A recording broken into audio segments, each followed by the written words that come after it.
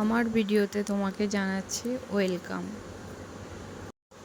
আজকে বানিয়েছি ছোলার ডালের হালুয়া, খুব সুন্দর খেতে। আগে থেকে ধুয়ে রাখা ছোলার ডালটা শুকনো কড়াইয়ে হালকা আঁচে নেড়ে নেব।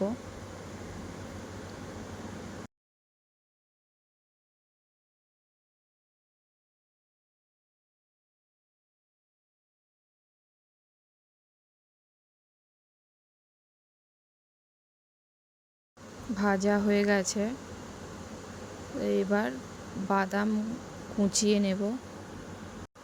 ডালটা ঠান্ডা হয়ে গেছে, এখানে মিক্সিতে পাউডার বানিয়ে নেব। কড়াইতে ঘি দিয়ে, ঘিটা এখানে বেশি করে দিতে হবে, হালুয়ায় ঘিয়ের কঞ্জুসি চলবে না। সসপ্যানে জল দিয়ে গুড়টা গালাতে দিলাম।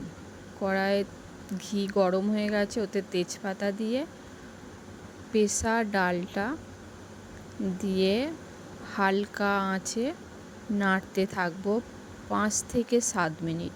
কেননা এর আগে আমি ডাল ভেজে নিয়েছি, তার জন্যে বেশিক্ষণ নাড়ার দরকার নেই।